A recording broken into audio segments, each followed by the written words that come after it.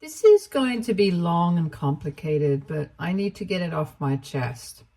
A lot has happened to me in the last few months, and I don't know if what I'm doing is the right thing, and I just feel very alone.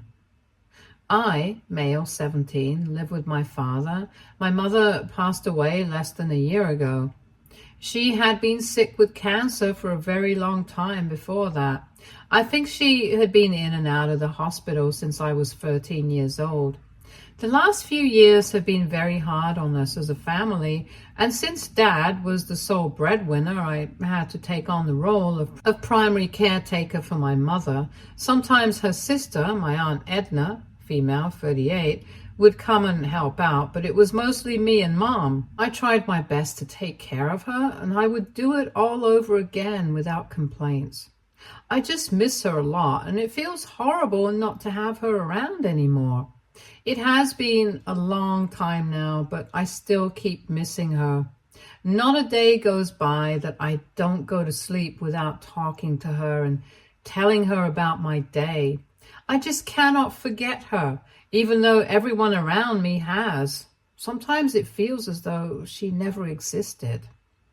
The same is not true for my father. I don't know why, but he has changed a lot. It didn't take him long to move on from Mom. He took all her photos down. He doesn't talk about her, and he doesn't have any mementos of hers with him. I don't know why he is this way, because I saw them being deeply in love ever since I was a child. It was just the three of us, and the house was full of so much love and happiness. And then Mom got sick, and suddenly all of it faded away. I remember that by the end, Dad had become very snappy and irritable, and I should not be saying or feeling this, but it felt as though he was waiting for her to die. He started staying longer at work and used to avoid being with her. It was horrible to watch, but thankfully, Mom was too tired to realize and understand that her own husband was ignoring her. I tried my best to fill his shoes, but I don't think I did a very good job of it. And then my dad did something that nobody had ever imagined. He started dating Aunt Edna a few weeks after Mom's death. I don't think I have ever felt so angry and betrayed by anything in my life, and I don't think I ever will. How could he move on so quickly? Mom and he had been married for 20 years. How was it so easy for him to just replace her with someone else, and not just anyone, but her own sister? It was disgusting. My father told me that he did not expect me to understand right now, but I would understand when I'm older. But as of now, I just needed to respect his decision. I told him that I hated him and would never respect his decision to get together with his dead wife's sister. I asked him how it was so easy for him to just move on so quickly, but he didn't say anything. I had a huge fight with him where I called him all sorts of names, but all he could say in his defense was that I would understand his position someday.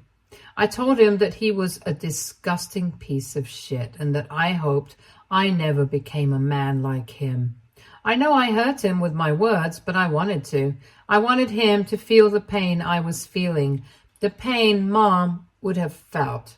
She would be so distraught if she found out what was happening only months after her death. It was vile and disgusting, and everyone was making me feel as if I was the villain because I wasn't accepting their relationship. Even Aunt Edna tried to talk to me, saying that I should be happy this is happening in the family so that she can help me move on better. I wanted to slap her right then. I told her that this was not a breakup that I needed to move on from. This was my mother she was talking about, and I would never move on from her death. I also told Aunt Edna that just because she had replaced Mom in Dad's life did not automatically mean she could do so in my life too. She told me that she didn't want to replace anyone, just start a new family. I told her that I was not interested in a new family. My family was my mother and my father, and if He chose to have a new family with her so soon, at the cost of my mother's memories. I did not want to be a part of this family. Both of them tried to convince me multiple times, but I refused to budge. It got so bad that I used to keep myself locked in my room all the time and only came out to eat or go to school. I shut down every attempt from my father to talk to me, and gradually he stopped trying altogether. So it was as if we were in some kind of stalemate in the house. We didn't speak to each other and just kept to ourselves. It was toxic and suffocating, and I know Dad was hoping that I would relent so he could strong-arm me into accepting their relationship, but I stayed firm. I could not allow this, and I know he didn't need my permission to do anything, but I knew that I could never accept something like this, especially so soon. I had thought that this was the lowest he could go, but he surprised me completely. A month and a half ago, my aunt and my father's new girlfriend moved into the house. Things had not normalized between Dad and me by that time. He did not tell me what he was doing, and I got no heads up. I just woke up one morning to a lot of commotion, and I saw Aunt Edna with suitcases and boxes. I asked her what was happening, but she didn't say anything and stormed to her room. I went to Dad to ask him what was happening in the house, and his only reaction was, "Oh, so now you talk to me?" I wanted to punch him right there, but I knew I couldn't. It was repulsive. I knew what was happening, but I just did not want to accept it. This wicked woman was not happy just winning over Mom's husband. Now she had to take over her house and her memories too. Every single second in the house after that felt like someone was strangling me. I couldn't bear to be around them. I had quietly shifted most of Mom's boxes to my room, and that was my only solace. I knew that if Aunt Edna got the chance, she would throw away or discard Mom's things the minute she got her hands on them.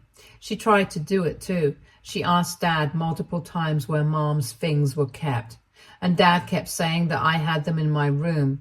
She has tried to enter my room multiple times on some pretext or another, but I just don't let her in. I can't stand having her in the same space as my mom. Even when I go to school, I lock my room so that she can't come in and mess with my things. I just want to be able to leave this place. Things changed 2 weeks ago. Aunt Edna's daughter, Rachel, female 19, came home. Now, Rachel and I have had a fairly good relationship.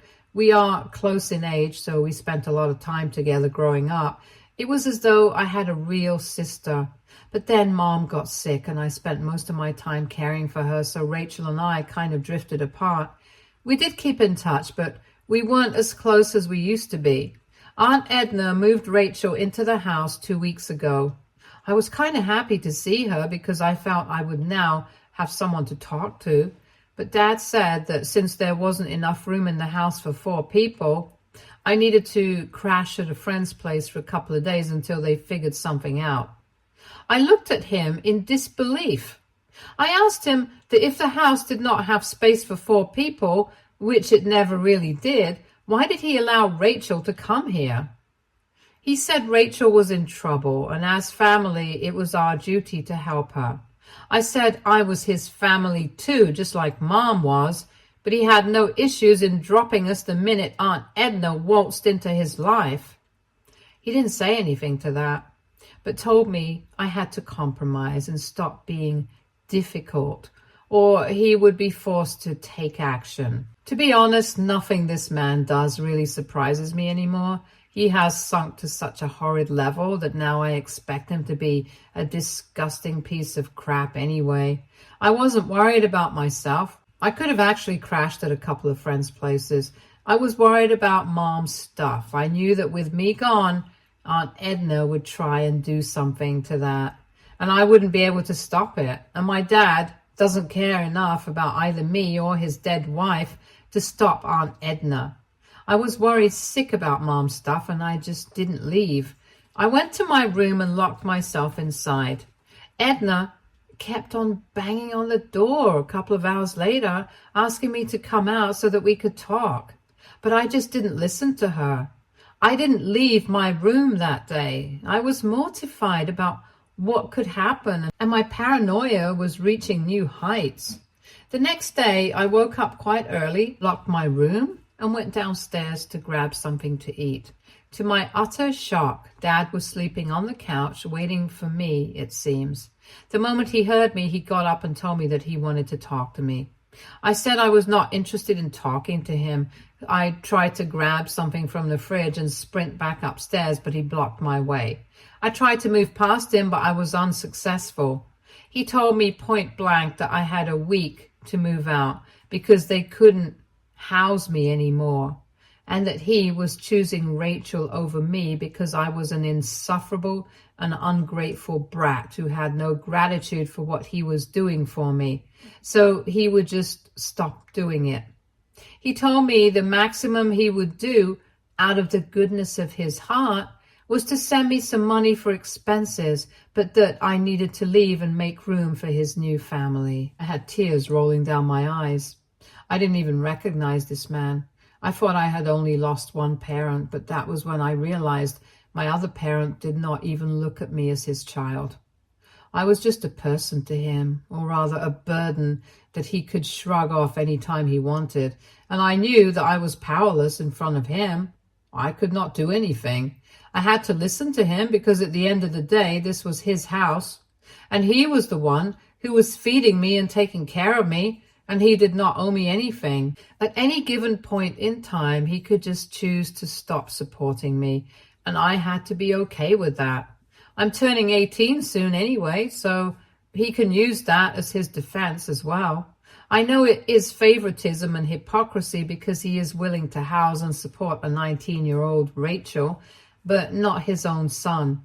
I don't know what has gotten into him, or maybe he was always like this, a selfish and disgusting human being, and it just took this tragedy and trauma to see him for what he really is. I didn't say anything, went back to my room and cried my heart out.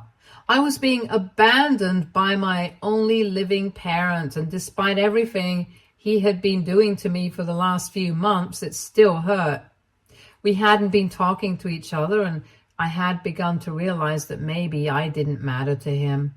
But I had still held out hope that one day things would get normal and we could go back to being father and son again.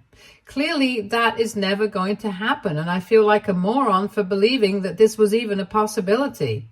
He didn't love me, and he didn't care what happened to me.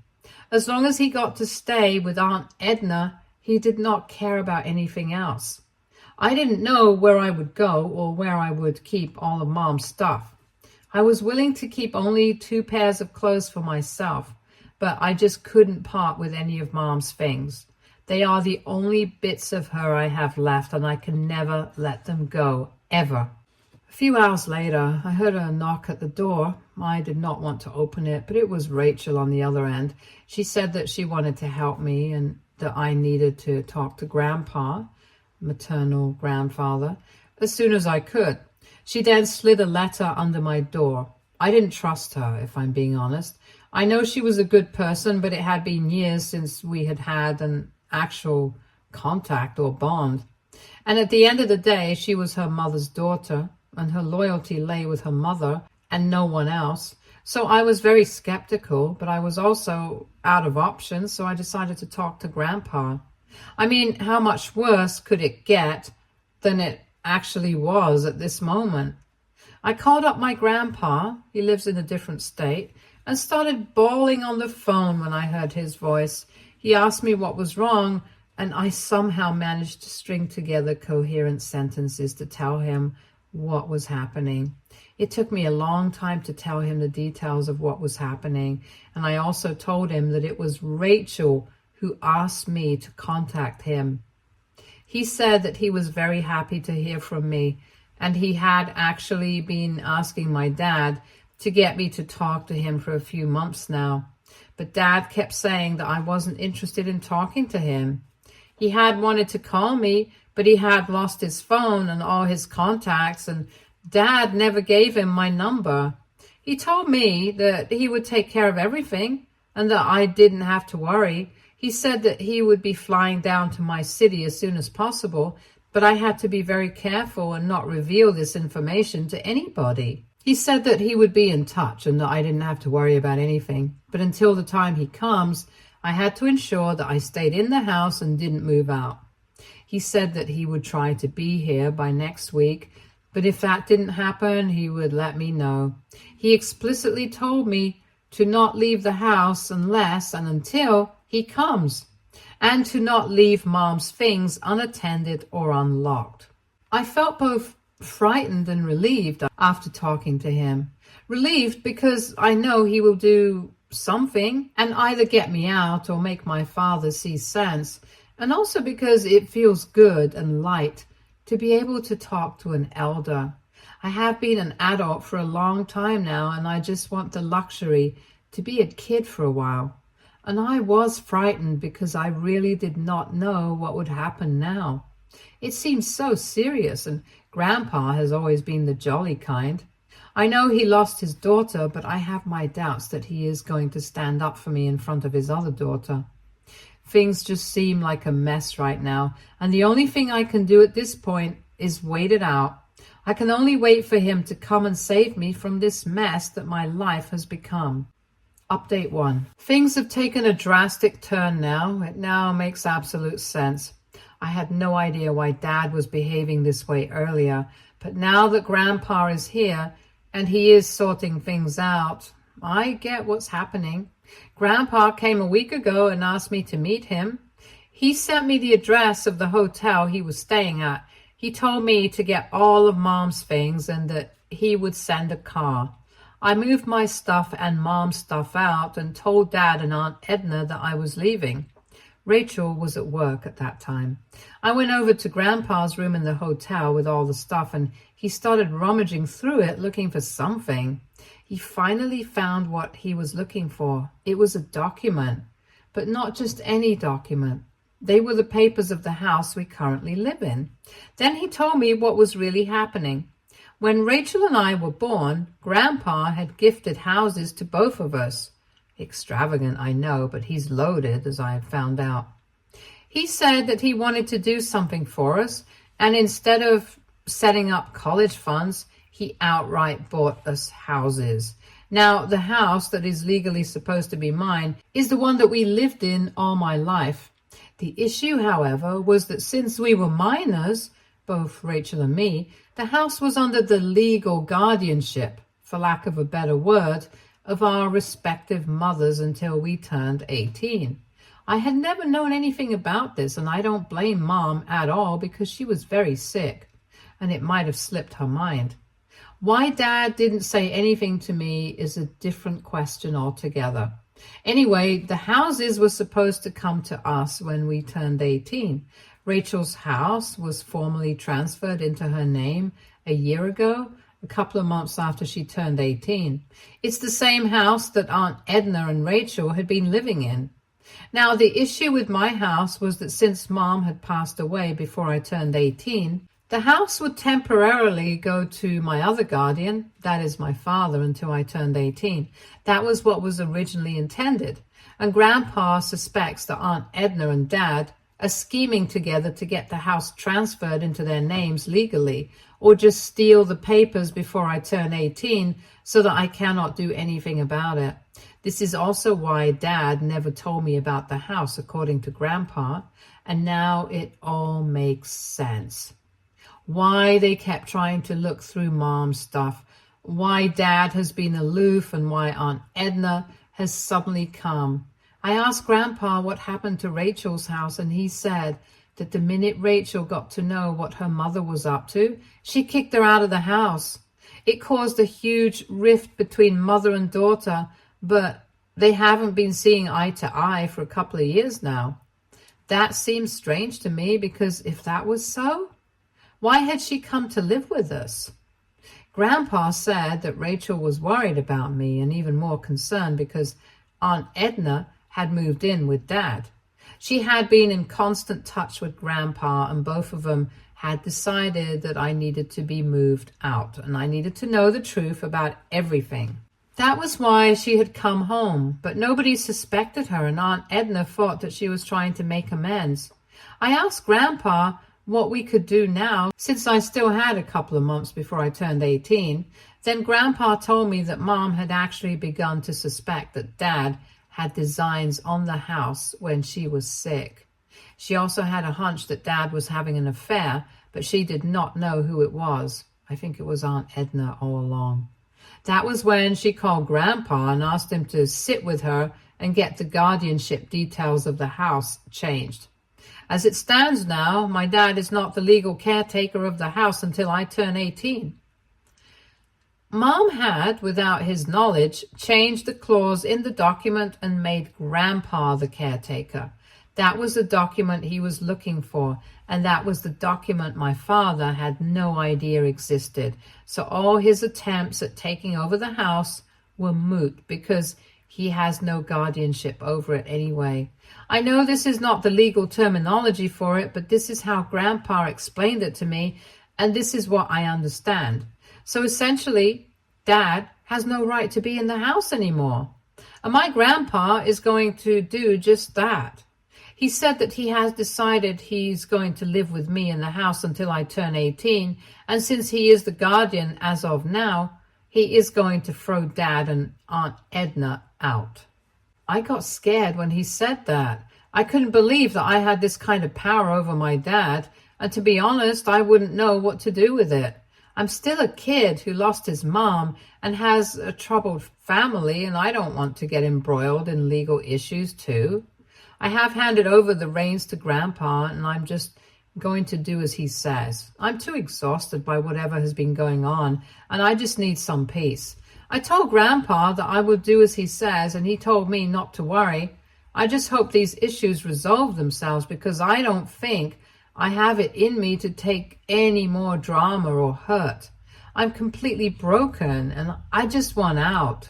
Update 2. We confronted Dad and Aunt Edna. When they saw Grandpa and me together, they turned pale. Grandpa just waltzed inside the house, and Dad tried to protest, but he shut him up real quick. He had also brought his lawyer with him, and I could see that both Dad and Aunt Edna were very nervous. Grandpa, without wasting any time, told Dad that he was the guardian of the property for the next few months, and he wanted to relocate here, which is why he was giving Dad a month's notice to leave the place.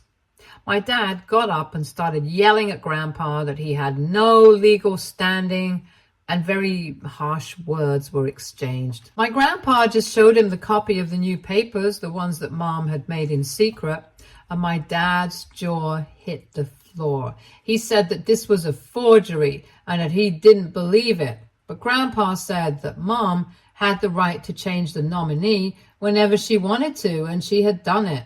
So Dad couldn't really do anything but accept it. Dad could not believe that this had happened, and neither could Aunt Edna.